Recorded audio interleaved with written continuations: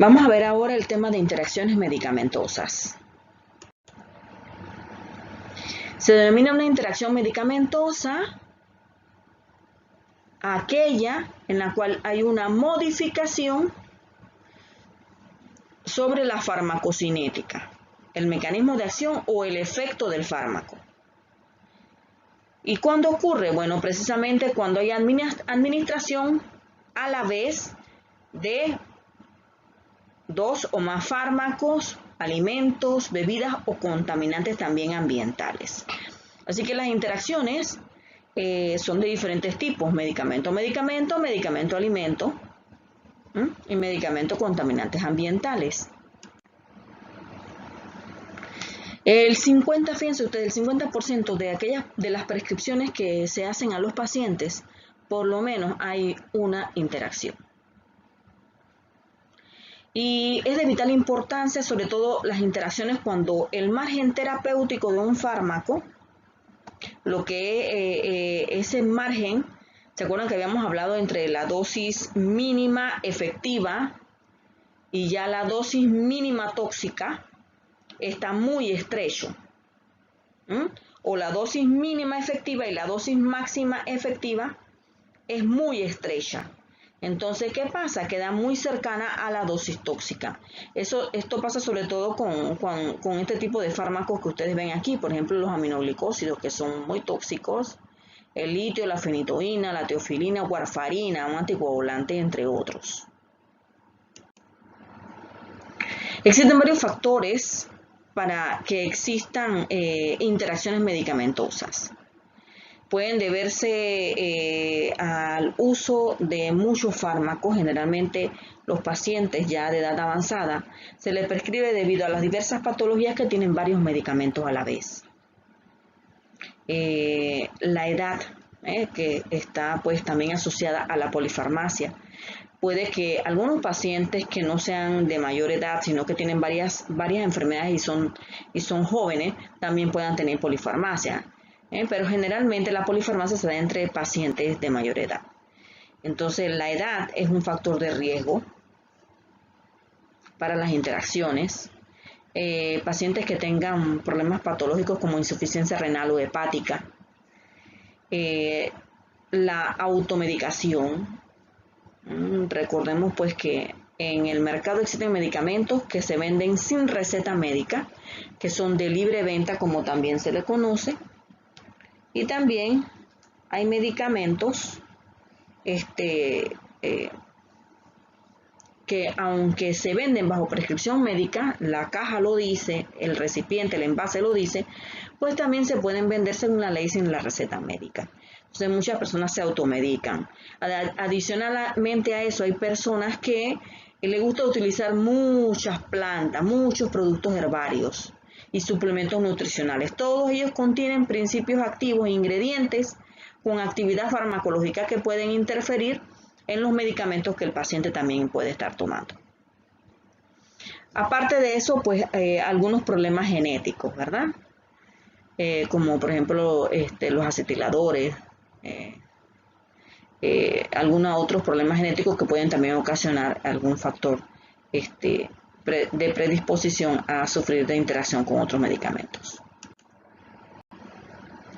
Entonces, las interacciones se clasifican en tres tipos: interacciones farmacocinéticas, interacciones farmacodinámicas e interacciones biofarmacéuticas.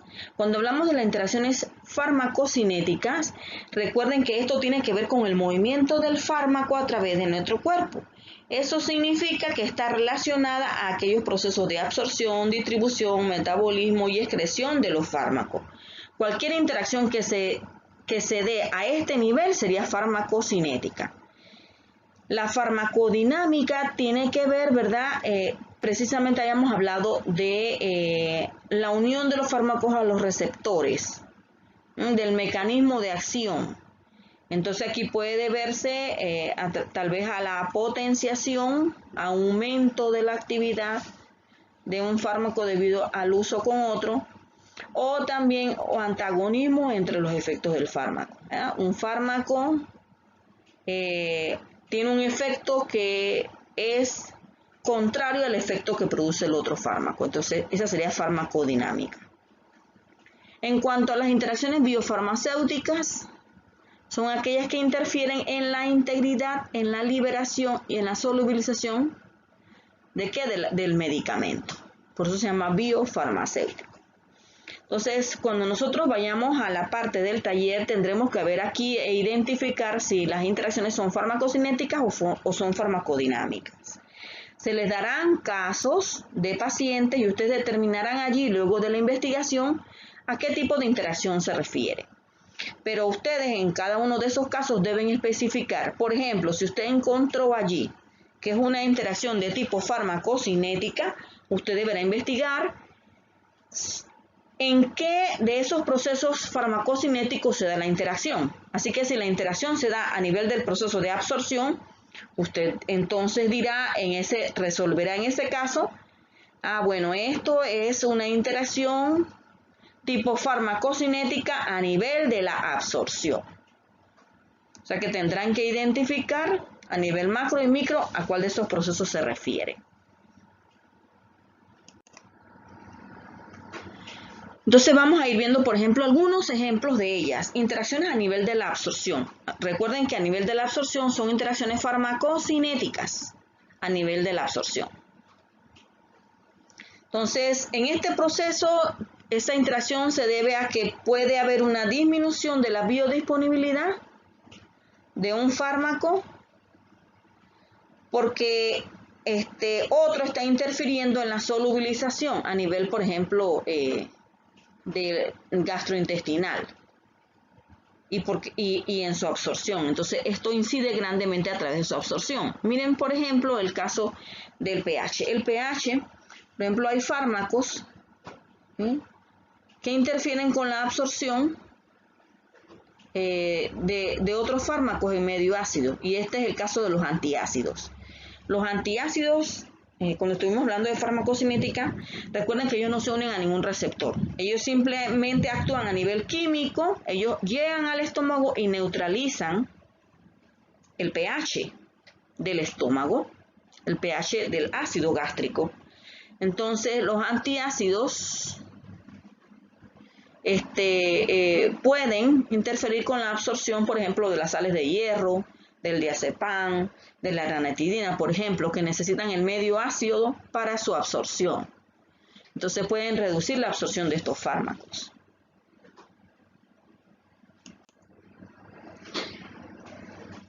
Otro proceso en el que se ve interferida la absorción y que es una interacción de tipo farmacocinética es por la formación de complejos. Los antiácidos también que contienen, por ejemplo, hidróxido de aluminio y magnesio, el magnesio y el aluminio, o sales de hierro, también interfieren con antibióticos como por ejemplo la acitromicina, la isoniazida, entre algunos. Y por ejemplo también con el propranolol, que actúa disminuyendo la presión arterial. Entonces hay que tener cuidado. ¿Por qué? Porque ¿qué va a ocurrir al final? Si interfieren con la absorción, si disminuyen la absorción, entonces la biodisponibilidad del medicamento también se va a ver disminuida. Y por lo tanto el efecto farmacológico también.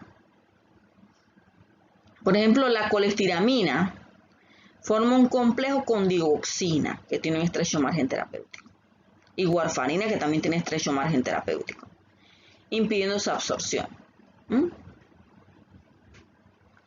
Entonces es importante, ¿verdad? Porque el efecto farmacológico no se va a ver.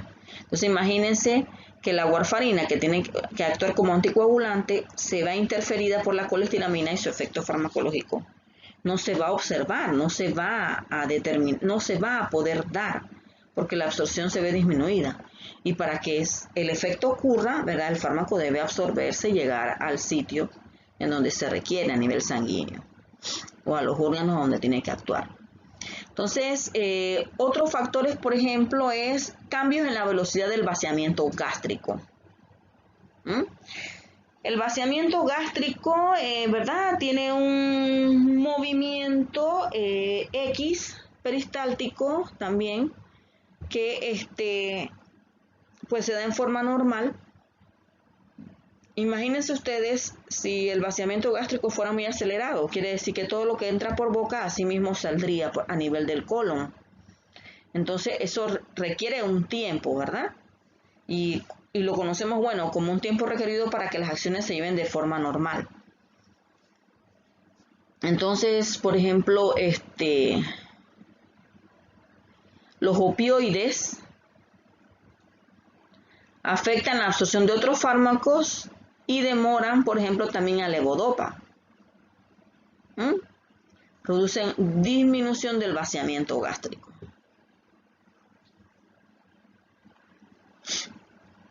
Entonces, el peristaltismo, por ejemplo, los laxantes reducen la absorción de otros fármacos. ¿Sí? ¿Por qué? Recuerden que los laxantes son los que ayudan a aumentar el volumen de las heces, que haya más líquido, que sean más emolientes y demás para que puedan salir con facilidad a nivel del colon.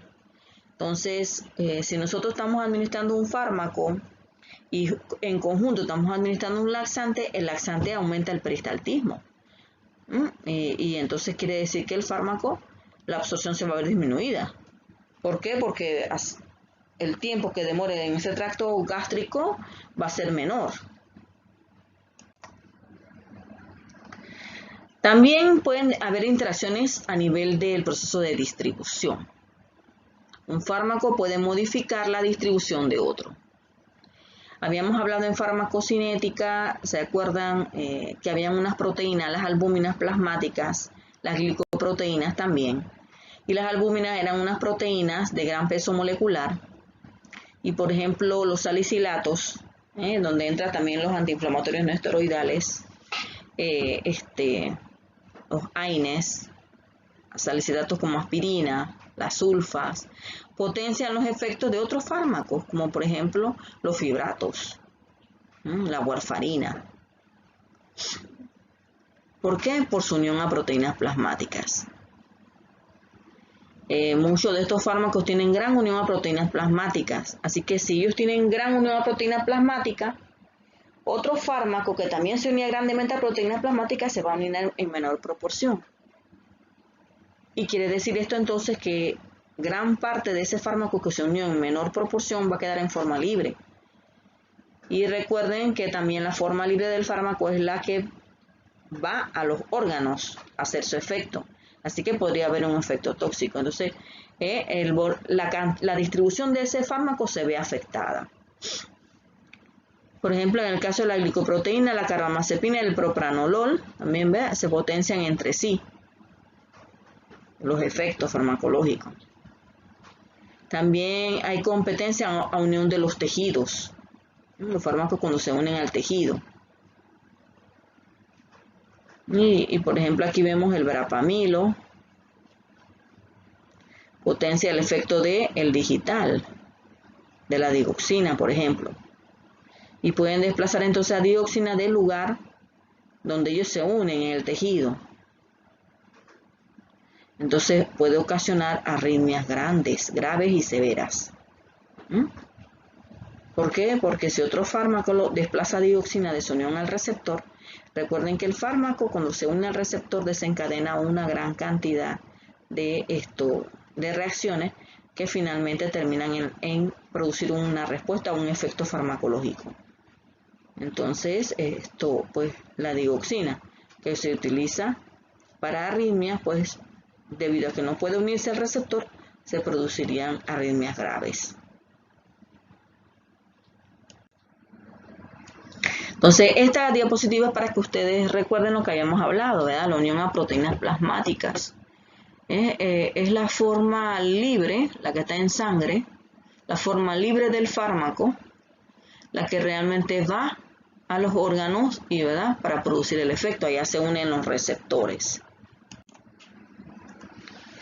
O sea, hay en el otro proceso, que es el proceso de metabolismo, también hay interacción. Cuando estuvimos hablando de farmacocinética, hablamos de un conjunto enzimático conocido como P450. Este P450 es un conjunto de enzimas metabolizadoras y que hay una gran variedad. Entre ellas, la más importante, la 3A4, porque es la que metaboliza la mayor parte de los fármacos. No todos, pero una gran cantidad de fármacos. Y que, bueno, principalmente a nivel de hígado se encuentran, pero también se encuentran en otras partes, ¿verdad? Habíamos hablado que en pulmón, riñón, intestino. Entonces, hay fármacos que pueden inhibir o inducir a estas enzimas del P450. Entonces, si estas enzimas son importantes para metabolizar un fármaco y viene otro fármaco que puede inhibir o inducir la actividad metabolizadora, también puede aumentar o disminuir el efecto farmacológico que se pueda producir. Así que hay fármacos inhibidores y fármacos que también activan, ¿verdad?, a las enzimas hepáticas.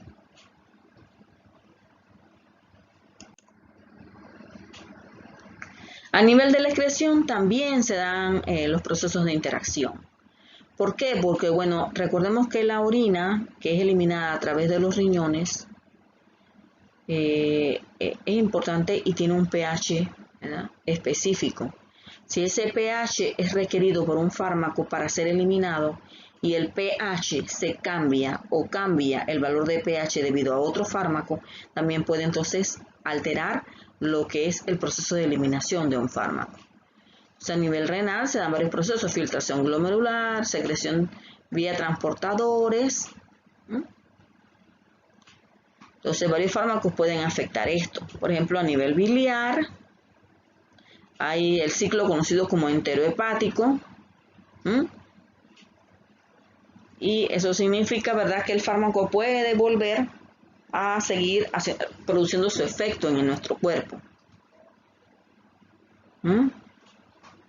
Y si ese fármaco hacía ciclo enterohepático y otro impide ese ciclo enterohepático, también impediría su reabsorción, reduciendo efectividad de los mismos. Por ejemplo, a nivel del riñón y del intestino, hay fármacos que utilizan transportadores para ser excretados. Pero esos transportadores también podrían ser bloqueados por otros fármacos. Y podríamos entonces afectar también la eliminación de un fármaco. Si nosotros impedimos la eliminación de un fármaco, va a seguir ejerciendo efecto dentro de nuestro cuerpo, que incluso puede hacerse tóxico. Por ejemplo, el verapamilo disminuye la secreción de la digoxina. La espironolactona, que es un diurético que también retiene potasio, disminuye la secreción de la dioxina. Y si disminuye la secreción de la dioxina va a permanecer en el cuerpo ejerciendo su efecto, así que, ¿verdad?, puede ejercerse un efecto tóxico.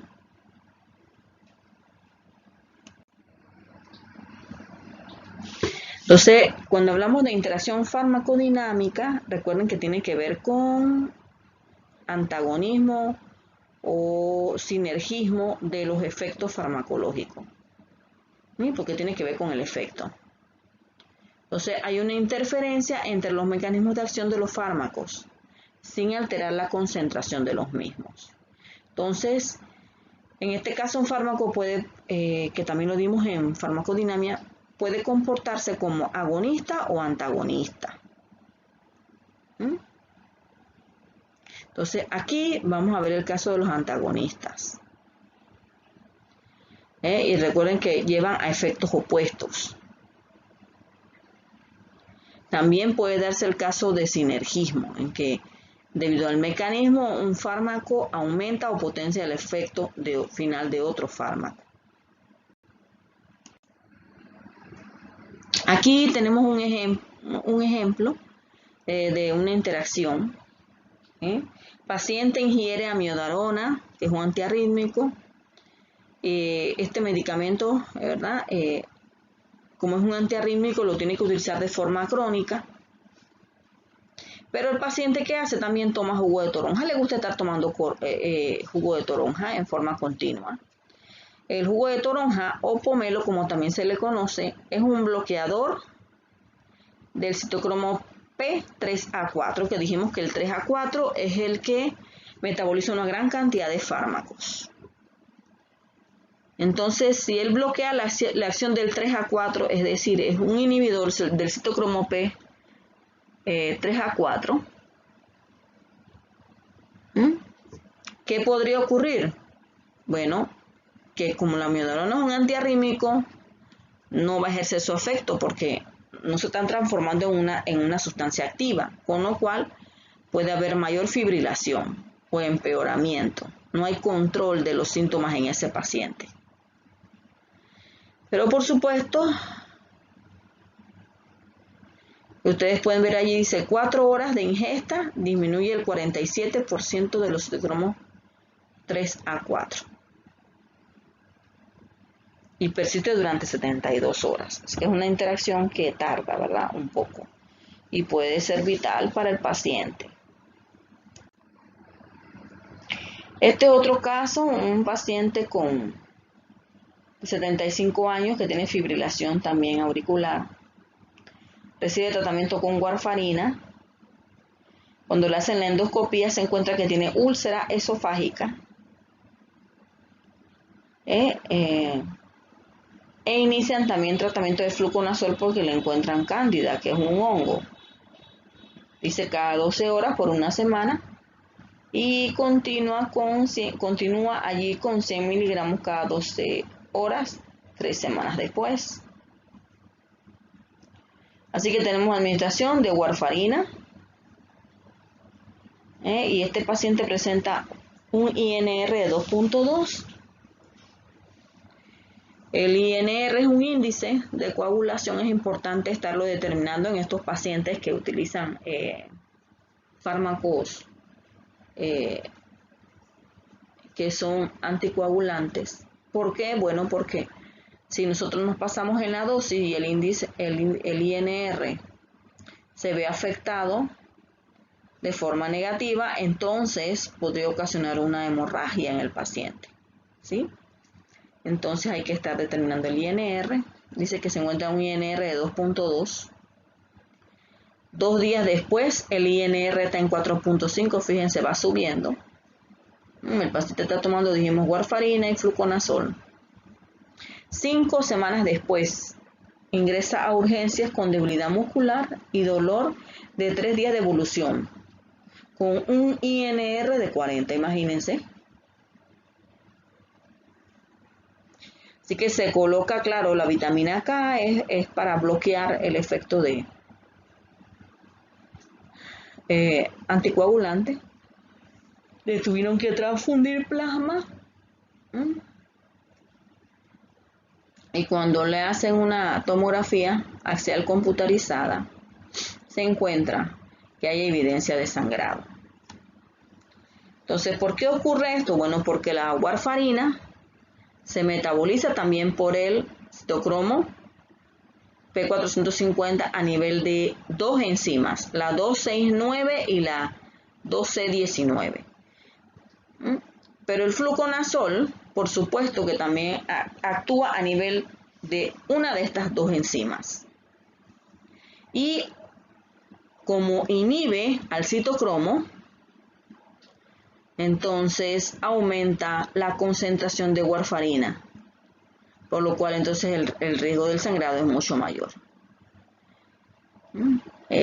Los factores inhibidores enzimáticos, las inhibiciones enzimáticas se dan con un periodo mucho mayor, ¿verdad? El paciente debe estar en forma crónica por un periodo mucho más grande, mucho más largo, de estar tomando concomitantemente ambos medicamentos.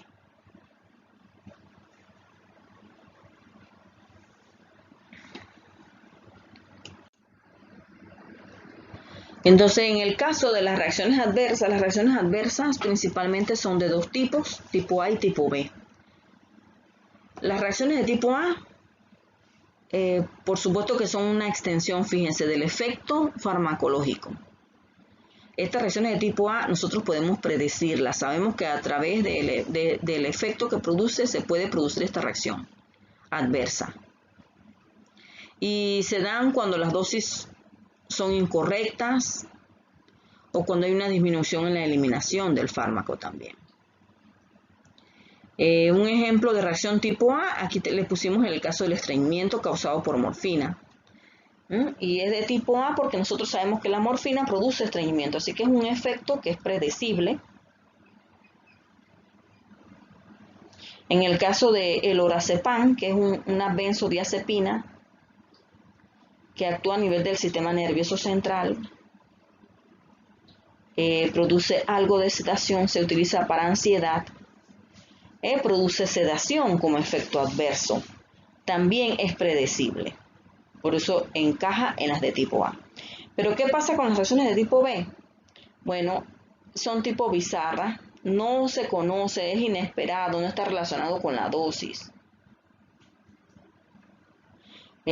A veces ni siquiera se sabe que se deban o en muchos casos el mecanismo por el cual ocurren podamos conocerlo, no se sabe realmente. Aquí tenemos el caso de las alergias. Ustedes saben que hay muchos pacientes que son alérgicos, por ejemplo, a medicamentos como las penicilinas.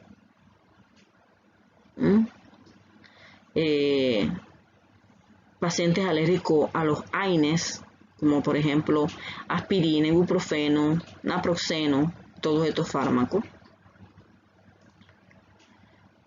Muchas veces se debe a un proceso inmunológico, pero bueno, esto no sabemos realmente, o sea, no sabemos el mecanismo por el cual se produce la alergia.